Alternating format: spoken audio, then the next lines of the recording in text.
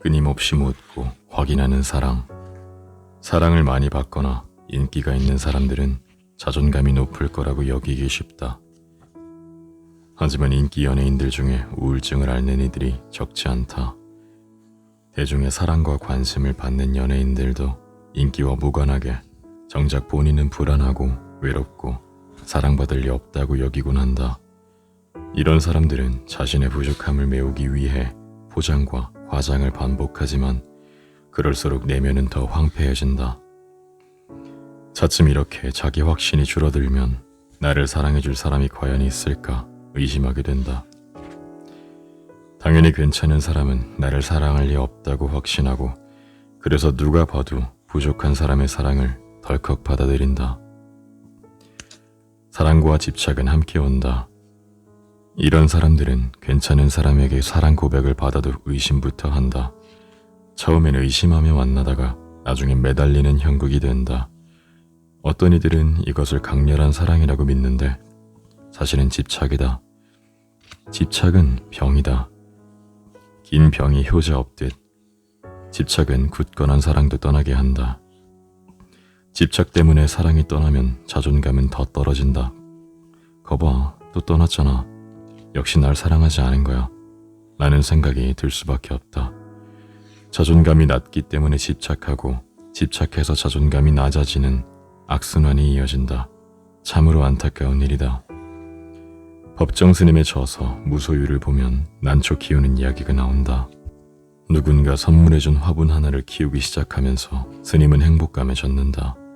물을 주고 볕을 쬐어주고 눈길을 주는 일이 일상의 큰 즐거움이 되었다고 고백한다. 하지만 머지않아 딱 그만큼 걱정도 함께 따라왔다고 한다. 집을 비우게 되면 혹시 말라 죽지는 않을까, 얼어 죽지는 않을까 하고 없던 걱정이 생긴 것이다. 강아지나 화초 등 살아있는 뭔가를 길러본이라면 스님의 이야기에 공감할 것이다. 어떤 것에 애착이 생기면 행복감과 동시에 두려움도 싹 튼다. 그 대상이 사람일 때 우리는 그것을 사랑이라고 부른다. 사랑에 빠진 남녀는 달콤한 행복에 빠져들지만 동시에 사랑이 끝나버릴지 모른다는 조바심과 불안도 함께 느낀다.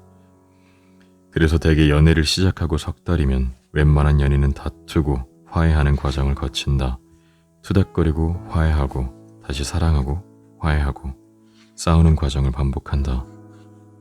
그런데 자존감이 부족한 사람은 이 과정을 남들보다 격렬하게 겪는다. 자존감이 부족한 사람은 사랑을 시작하기도 어렵지만 일단 시작해도 더 빨리 다투고 더 심하게 싸우며 화해도 쉽지 않다. 그리고 이 과정에서 자존감이 한 번 더 떨어진다. 사랑을 할 때마다 더 소심해지고 상대에게 집착하는 자신이 너무 못나 보이기 때문이다. 사랑한다며 어떻게 그럴 수 있어? 사랑에 빠지는 이유는 다양하다. 자상해서, 배울 게 많아서, 잘생겨서, 순수해서, 불쌍해서, 자꾸 생각나서, 또는 아무 이유 없이 등등. 그중 상대를 사랑하는 이유가 이 사람이 나를 사랑해주니까 밖에 없는 경우를 주목할 필요가 있다. 이 말 속에는 나를 사랑해주는 건 상당히 특별한 일이야. 남들은 그러지 않거든 하는 뜻이 들어있다. 사랑이라는 감정은 특이성이 포함된다. 예뻐서 사랑한다는 특별하게 예쁘다는 뜻이고 돈이 많아 사랑한다는 남보다 눈에 띄게 돈이 많아 좋다는 뜻이다. 그리고 나를 사랑해서 사랑한다는 원래 자신은 사랑받을 가치가 없는데 이 사람만 특이하게 나를 사랑한다는 뜻을 포함한다. 자존감이 건강한 사람들에게는 나는 사랑스러운 존재야. 그래서 누가 나를 사랑하는 건 자연스러워 라는 전제가 있다. 이 느낌은 사랑을 유지하는 중요한 보호막이 된다. 반면 자신의 매력과 가치를 잊은 사람들에겐 사랑도 어렵다. 연인들이 다투는 이유는 상대가 나를 사랑한다는 명제에 의심이 생기기 때문이다. 기념일을 안 챙겨줘서, 약속을 안 지켜서, 전화를 자주 안 해서 등 이유는 다양하지만 그렇게 행동하는 건 사랑이 식었기 때문이라는 결론은 똑같다. 나를 사랑한다면 어떻게 그렇게 오랫동안 전화를 안 할 수가 있어? 나를 사랑한다면 어떻게 다른 이성에게 그렇게 친절할 수 있어? 나를 사랑한다면 어떻게 우리의 소중한 나를 잊을 수 있지? 이러면서 다툼이 시작된다. 하는 말은 다르지만 상대가 나를 사랑하고 있다는 명제를 확인받고 싶은 의도는 똑같다. 너를 진짜 사랑해. 그럼에도 바쁠 땐 전화를 못할 수도 있는 거야. 너야말로 나를 사랑한다면 그 정도는 이해해줘야 되는 거 아냐? 이런 반론이 몇 번 오가고 감정이 격해지면 이내 싸움으로 번진다. 가벼운 사랑 싸움이라면 다행이지만 문제는 이런 싸움이 반복되고 근본적인 사랑을 의심하게 되는 경우다. 자존감이 부족한 사람들의 전형적인 연애 패턴이다.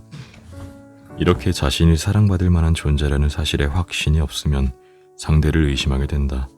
풀 한 포기, 꽃 한 송이를 키우는 데에도 에너지와 노력이 필요한데 상대가 지속적으로 나를 사랑하긴 하니? 라는 의문을 제기한다면 버텨낼 장사가 있겠는가? 자존감이 낮은 사람들의 말에는 다양한 의미가 담겨있다. 예컨대 왜 이렇게 늦었어? 라는 말에는 시간을 안 지켰다는 질책만이 아닌 내가 가치 없는 존재니까 약속을 어기는 거야 라는 의미까지 숨어있다. 사랑에 취했을 땐 그러지 않더니 내 정체를 알아버려서 사랑에 식은 거지 라는 불신도 섞여있다. 그래서 이들의 사랑 싸움은 과격한 방향으로 흐르기 쉽다. 해결해야 할 문제가 늘어나기 때문이다. 상대는 약속 시간이 늦은 이유뿐 아니라 사랑한다는 사실, 앞으로도 사랑할 가치가 있는 사람이라는 것까지 설득해야 한다. 문제는 이렇게 반응하는 것만으로도 상당한 에너지를 소모하는 일이라 이후에 행동을 바꾸거나 의견을 맞춰가는 데까지는 갈 엄두가 안 난다는 점이다. 자존감이 낮은 사람들은 연애를 하는 동안에도 상대에게 집중을 하지 못한다. 대신 자신의 모난 성격, 외모, 상처, 애정결핍 등 부족한 점들을 떠올린다. 누가 봐도 사랑 문제가 아닌 자존감 문제다. 사랑 싸움에도 차이가 있다. 반면 자존감이 건강한 사람의 연애는 다르다. 스스로를 사랑스러운 존재로 인식하고 있는 사람들은 이 문제에 오래 빠져있지 않는다. 간혹 기분이 나쁘고 초조해져도 나는 사랑받을 만한 존재야 라는 믿음은 견고하다. 이들은 말다툼을 해도 상대방의 특정 행동만 문제 삼는다. 몇 시간 동안 핸드폰이 꺼져 있었던 사실, 술자리가 자정을 넘겼다는 사실, 약속 시간이 2번이나 늦었다는 그 사실에만 화를 낸다. 그러곤 곧 해결책을 찾는 데 주력한다. 물론 자존감이 건강한 사람들도 분노나 서운한 감정을 느낀다. 그래서 사랑이 식었다거나 무시당했다는 느낌을 받으면 화를 내기도 한다.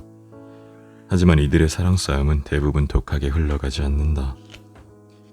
이들은 감정을 지나치게 자극해 서로에게 깊은 상처를 낼 정도로 싸움을 끌고 가지 않는다. 감정적으로 화해를 하고 행동 변화를 위한 대책을 빨리 세우기 때문이다. 이들은 나를 안심시키려면 이렇게 행동해야 해 라는 메시지 또한 효과적으로 전달한다. 상대의 표현 방식을 변화시키면서 자신도 상대가 원하는 방식으로 변화하는데 초점을 맞추기 때문이다.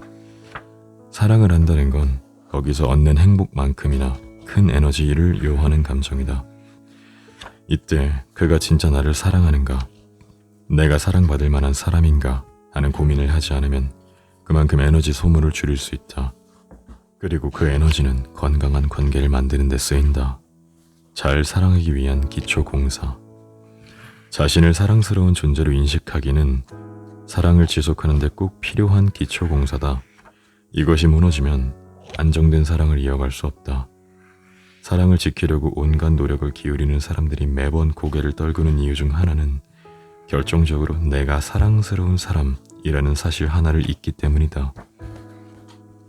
많은 사람들이 사랑하고 사랑받기 위해 노력한다. 외모를 보기 좋게 가꾸고 말투나 행동, 심지어 능력과 직장까지 바꾼다. 하지만 이 모든 노력에 앞서 내가 나를 사랑하기가 되어야 한다. 그래야 사랑을 할 때 상대와의 관계에 집중할 수 있다.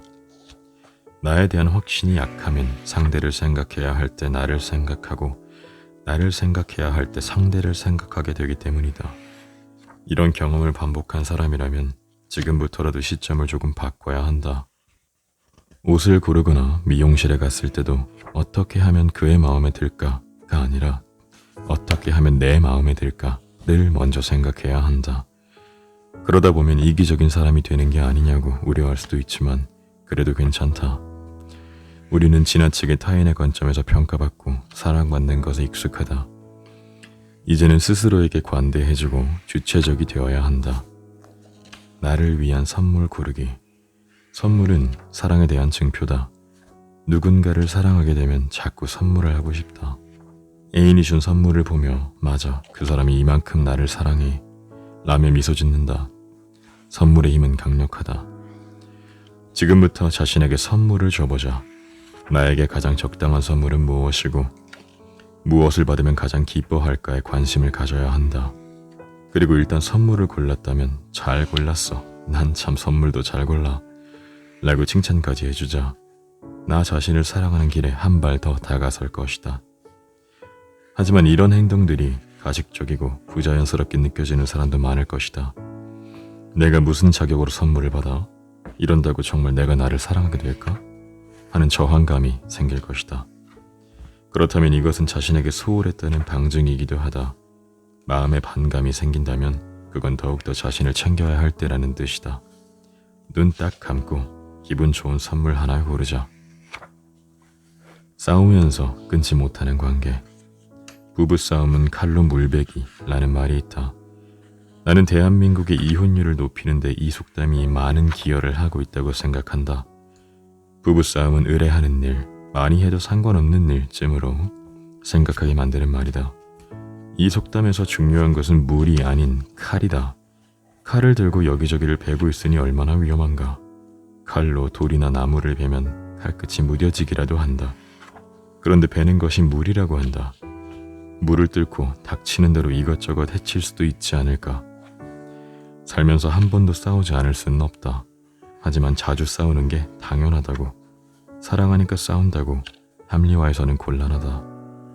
자존감이 높은 남녀도 싸운다.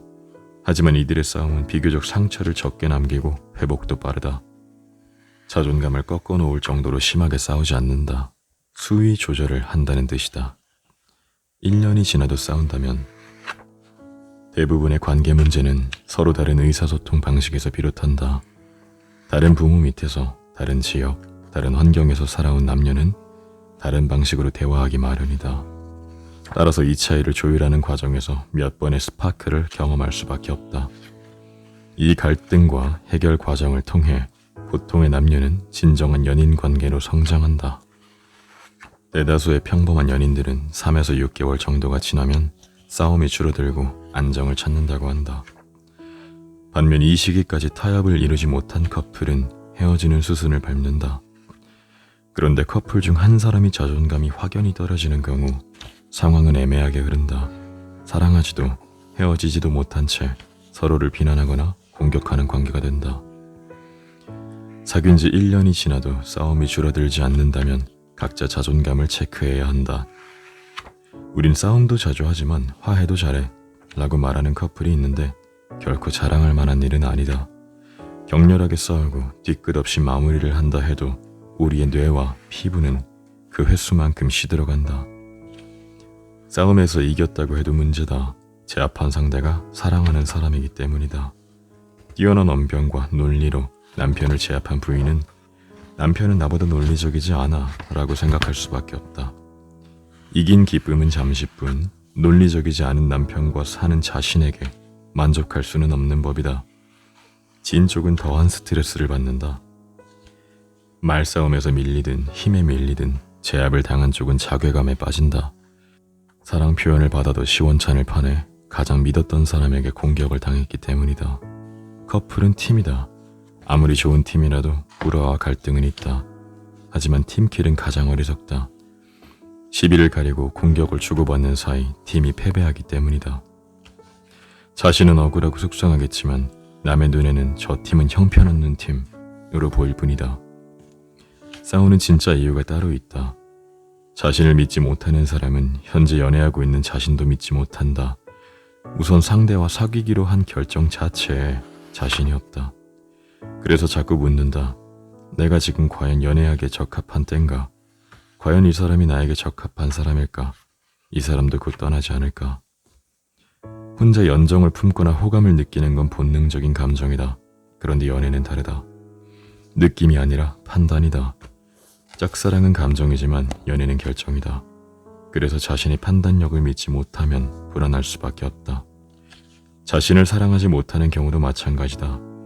이런 사람은 상대가 아무리 나를 사랑한다고 해도 납득이 되지 않는다. 너처럼 멀쩡한 애가 왜 나를 좋아하겠어? 너 혹시 내 몸만 좋은 거 아냐? 라며 의심한다.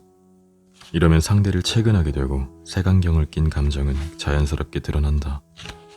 자신을 낮게 평가하다 보니 상대에게 너무 많은 것을 요구하기도 한다.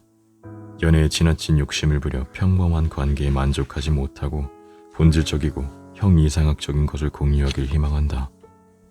어릴 때도 사랑을 못 받았는데 이 정도 사랑은 받아야지. 남들 하는 평범한 연애를 넘어 정신적인 사랑을 하고 싶어. 등이 좋은 예다. 이러면 안정된 심리 상태로 호감을 나눌 수 없다. 데이트를 해도 불안하고 사랑한다는 고백을 들어도 믿지 못한다. 그럴수록 더욱 집착하고 그래서 더욱 뜨겁게 빠져들수록 더욱 불안해진다. 그리고 불안을 달래느라 에너지를 낭비한다. 싸움이 안 일어날래야 안 일어날 수가 없는 환경이 조성되는 것이다. 더 큰 상처를 남기는 사랑 싸움. 싸움이 대화와 다른 점은 공격을 목적으로 한다는 점이다. 사랑 싸움도 예외가 아니다. 오히려 낯선 사람과 싸우는 것보다 더 위험하다. 사랑하는 만큼 가깝고 남들이 모르는 부분까지 알고 있기 때문이다. 작심하고 싸우자면 상대에게 지울 수 없는 고통을 남길 수 있다. 쥐꼬리만큼 남은 자존감마저 앗아가는 게 사랑 싸움이다. 그래서 연인이나 부부간의 싸움은 큰 비극으로 번지기 일쑤다. 아이러니하게도 가까운 사이일수록 공격할 거리도 많고 의심할 것도 많다.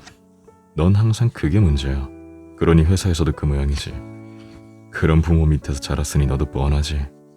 라는 식으로 직접적인 공격이 오가기 쉽다. 따라서 사랑 싸움은 내상이 더 크고 깊다. 말로, 마음으로만 다퉈도 정신은 탈진한다. 하물며 외상이 남는 폭력으로 이어지는 경우는 말할 필요도 없다. 사랑하는 이와 제대로 된 사랑을 주고받지 못한다는 사실은 누구에게나 아픔이다. 타인에게 속 시원히 털어놓을 수 없는 고민도 생긴다. 사랑을 하면 자존감이 올라갈 줄 알았는데 오히려 자괴감만 커지는 셈이다. 너무 아픈 사랑은 사랑이 아니다. 우리는 누구나 사랑에 대한 환상을 갖고 있다. 사랑이 우리를 행복하게 할 것이란 환상이다. 이런 믿음은 백설공주 이야기부터 춘향전에 이르기까지 동서고금을 막론하고 널리 퍼져 있다. 진정한 사랑을 만나면 모든 고통이 치유될 것이라고 믿는 것 같다. 자존감도 비슷하다. 많은 사람들이 사랑을 통해 자존감을 회복할 수 있다고 믿는다.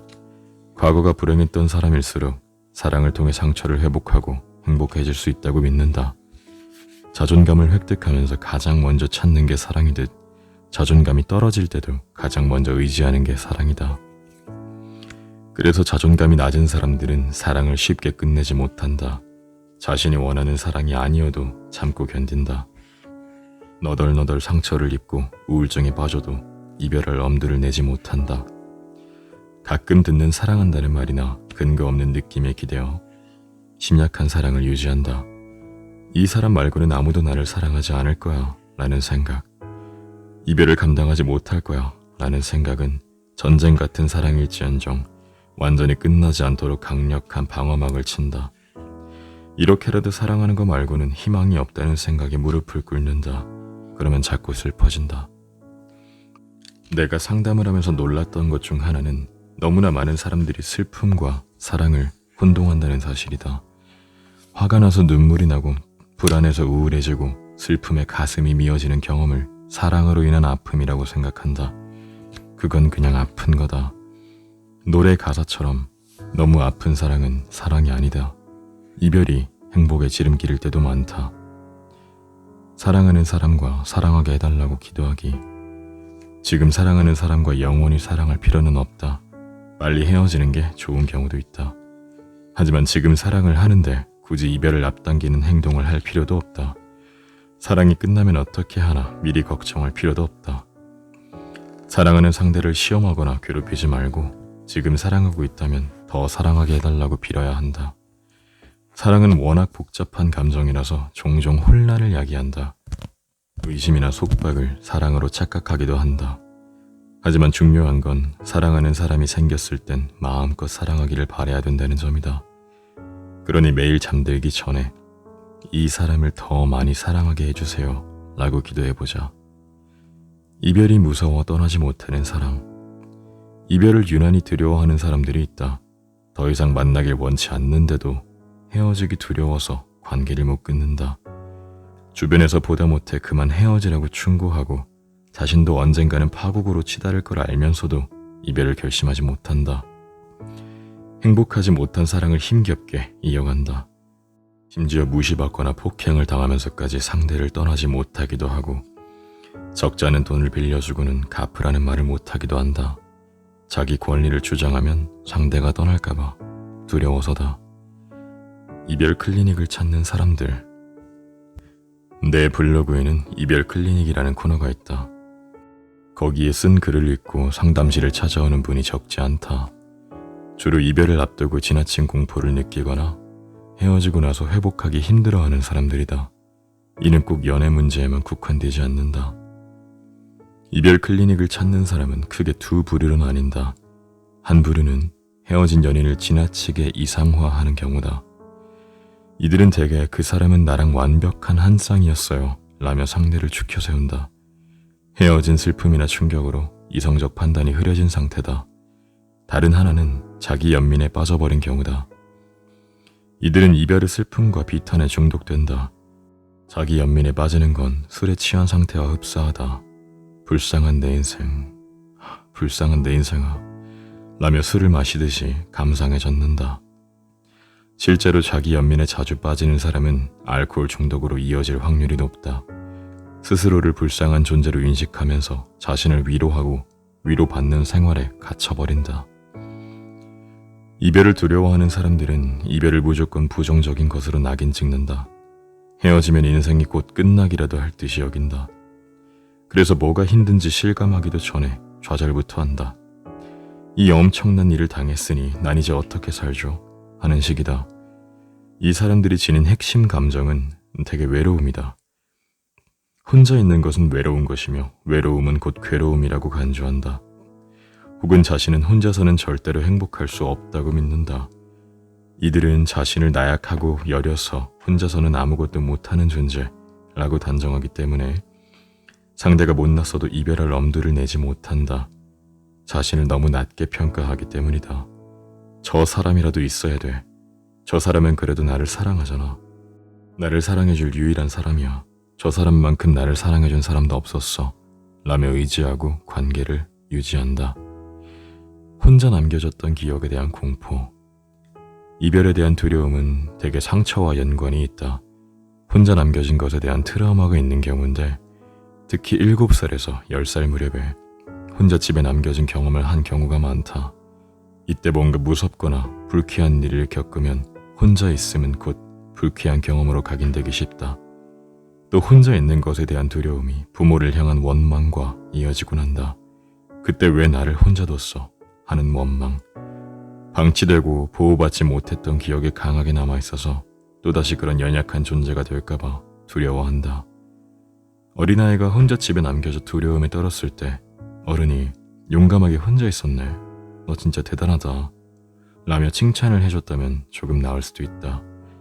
불안하지만 그만큼 용기를 얻을 기회가 되기 때문이다. 하지만 혼자 있다가 더 위험한 사건을 경험했다면 큰 상처로 남기도 한다. 불안했던 마음에 적절한 공감을 받지 못했을 때에도 상처로 남는 경우가 많다. 그 외에 따돌림이나 괴롭힘, 소외를 당한 경우 트라우마가 된다. 그런 일이 또 생기고 무시를 당할까봐 두려운 것이다. 이별은 누구에게나 어렵다. 이별은 쉽지 않다. 오래 지녔던 물건이 없어져도 불안하고 허전한데 하물며 사람과 헤어지는 일이 말이야. 이별을 하지 못해서 힘들다는 사람들, 이별한 후가 너무 괴롭다는 사람들에게 하고 싶은 말은 그것이다. 이별은 누구에게나 원래 힘든 일이다. 지금 당신이 이별 때문에 힘들다면 그건 이 세상 모든 인류가 겪는 고통이다. 그리고 그 고통을 각자 나름의 방식으로 겪어낸다. 예를 들어 나처럼 운명으로 받아들이려는 사람도 있는데 나도 최근에야 그렇게 받아들이게 되었다. 사람마다 방식은 다를 뿐더러 한 사람의 방식도 변화한다. 그러니 자신이 이별에 어떤 식으로 반응하는지에 대해 너그러워지기를 바란다. 몇 날 며칠 우는 사람도 있고 괜찮은 듯 웃고 사는 사람들도 있다. 화를 내는 사람들도 무덤덤한 사람들도 있다. 그렇게 화를 내면 안 된다거나 참으면 안 된다거나 어떻게 해야 한다는 규칙 같은 건 없다. 이별은 자신을 돌볼 소중한 기회. 이별을 너무 나쁜 것으로 낙인 찍을 필요도 없다. 세상에 절대적으로 좋은 일이 없는 것처럼 절대적으로 나쁜 일 또한 없다. 이별 후 혼자가 되면 외로워지기 마련이지만 그만큼 자유로워지기도 한다. 나는 우울증을 앓는 30대 아기 엄마들을 만나면서 이 사실을 깨달았다. 이들의 고민은 엇비슷하다. 혼자 있어보고 싶어요 라며 찾아온다. 엄마들은 아이를 임신하는 순간부터 자유를 빼앗긴다. 뭘 먹고 마실지는 물론이고 잠자고 움직이는 행동 하나하나까지 아이의 건강 상태를 염두에 둬야 하고 아이가 태어나 돌보다 보면 기본적인 생리 현상조차 해결할 시간이 없기 때문이다. 워킹맘이나 전업주부도 자유가 없기는 마찬가지다. 혼자 마음 편히 쉬거나 여유 있게 잠을 자본 적이 별로 없다. 간절히 자유를 원한다. 혼자 있고 싶고 외롭고 싶다. 그냥 아무도 없는 공원에서 원 없이 달려보고 싶어요 라며 눈물을 흘린다. 반면 50대에서 60대 여성들은 정반대다. 갱년기 여성들은 혼자가 되는 것을 서러워한다. 하지만 알고 보면 그녀들은 20년간 기도했다. 애들 좀 빨리 결혼시키고 홀가분하게 살고 싶어요 라고 말이다. 그런데 막상 그런 시기가 찾아오면 우울함과 공허함에 힘겨워한다. 하지만 지혜롭게 갱년기 증상을 극복한 50대 여성들은 신나게 놀러다닌다. 이제 가족 눈치 안 보고 자유를 맛볼 기회라는 사실을 깨달았기 때문이다. 혼자가 됐다면 마침내 자유를 누릴 기회가 생겼다고 보면 된다. 사랑하는 사람과 함께하면 즐겁지만 그만큼 제약이 따른다. 내가 받는 것만큼 상대방을 배려하고 존중해야 한다. 그러다 혼자가 되고 나면 드디어 자신을 마음 놓고 돌볼 수 있다. 상대의 동의도 필요 없고 때로는 거슬렸던 충고와 간섭 따위에서도 벗어날 수 있다. 나는 이별한 사람들에게 여행을 하라고 권한다. 혼자 떠나는 여행은 다소 쓸쓸해 보이지만 막상 떠나보면 다들 만족한다. 자신이 떠나고 싶은 시간에 원하는 교통수단을 타고 일정 역시 누구 눈치를 볼 필요가 없다. 도착한 여행지가 별로여도 상관없다. 그 자유를 한번 느끼고 나면 혼자 지내는 것도 썩 괜찮은데요? 라며 자유의 가치를 고백해온다. 사랑하는 사람과 헤어졌다면 이번 사랑에서 내가 무엇을 얻었는지, 무엇을 배웠는지 되돌아보는 시간을 가질 때다. 꼭 거창한 여행이 아니어도 좋다. 당일치기도 좋고 가본 곳을 다시 가봐도 된다. 나는 익숙한 서울만 돌아다녔다. 아침에 지하철을 타면서 나는 외국인이다. 지금 서울에 막 도착했다. 라고 최면을 걸었다. 썩 괜찮았다. 자유가 생겨 가능한 일이었다. 나쁜 습관과 이별 계획 세우기. 이별은 고동력을 키울 훈련 기회다. 지금 아무리 행복해도 언젠간 마음 아픈 이별을 맞게 마련이다. 그때 받을 심리적 타격을 줄이기 위해선 연습이 필요하다. 여기서는 그동안 몸에 밴 나쁜 습관과 헤어지는 연습을 해보자. 늦잠 자는 습관, 밤에 폭식하는 습관, 술이나 담배에 의존하는 습관과도 이별할 필요가 있다. 나쁜 습관은 중독으로 이어지는데 영어로 중독자를 뜻하는 addict는 로마 시대의 노예를 뜻했던 ict에서 파생된 단어다. 그만큼 나쁜 습관은 우리를 종속시킨다. 당연히 거기에서 벗어날 때 자유가 주어진다. 지금 어떤 습관에서 벗어나고 싶은지 적어보자. 그리고 그것과 이별하면 어떤 점이 좋아질지도 적어보자. 미움받을까 두려워 자신을 포장하는 사람. 유난히 밝고 호의적인 사람을 만날 때가 있다. 그런 사람은 등장할 때부터 남들의 시선을 끌고 사람들도 관심을 보인다. 처음 만날 때 그는 평생 우정을 함께할 것처럼 행동한다. 내게 반하기라도 한 듯 무척 친밀하게 대하고 성적인 매력을 어필하기도 한다. 나도 금세 그와 친한 사이가 된 것 같다. 그런데 막상 뒤돌아 곰곰이 생각해보면 그에 대해 아는 게 하나도 없는 경우가 많다. 그런 이들은 우리에게 좋은 모습만 보여주려고 한다. 그러다 보면 진짜 친해졌다는 느낌을 주기가 어렵다. 인간관계라는 게 좋은 모습만 보이면 쉽게 친해질 수 있을지는 모르지만 정말 친한 관계란 나쁜 모습도 용인하는 것이기 때문이다. 사랑받고 싶다. 사랑을 잃을까 두렵다. 많은 사람들이 사랑받기를 원한다. 혼자서 자유롭게 사는 것도 행복하겠지만 인간은 어디까지나 사회적인 동물이다. 타인에게 가치를 인정받고 쓸모있는 사람이 되는 것은 자존감의 첫 번째 요소다. 자기 자신을 사랑스러운 존재로 인식하기 위해 가장 쉽게 떠올리는 방법은 사랑을 받는 것이다. 사랑받고 싶은 마음은 문제가 아니다. 문제는 사랑받음의 중요성을 지나치게 강조하는 데에서 온다. 사랑받고 싶어 하는 게 당연한 욕구이고 누구나 그걸 알다 보니 집착으로 흐르기가 쉽다. 다시 말해, 사랑받고 싶어 하는 마음이 사랑을 못 받으면 어쩌지 라는 불안으로 이어진다고 보면 된다. 미움받을 용기라는 책이 베스트셀러가 된 데에는 현대인에게 이런 두려움이 깔려있기 때문 아닐까. 시험에 합격하려는 열망이 지나치다 보면 불합격에 대한 부담감도 커진다. 경기에서 꼭 이겨야 한다는 압박감이 너무 커지면 정상적인 경기력이 나오지 않는 것과 비슷하다. 자기 아이가 모두에게 사랑받았으면 좋겠다는 바람이 지나치면 그러다가 친구들한테 왕따 당할라. 네가 그러면 사람들이 뭐라고 하겠니? 하는 공격으로 이어질 수도 있다. 특히 부모가 체면을 중시하는 경우 남들에게 사랑받지 못하면 끝장이야 라는 생각이 아이에게 심어진다. 사랑에 대한 집착이 미움에 대한 두려움으로 자리 잡는 셈이다.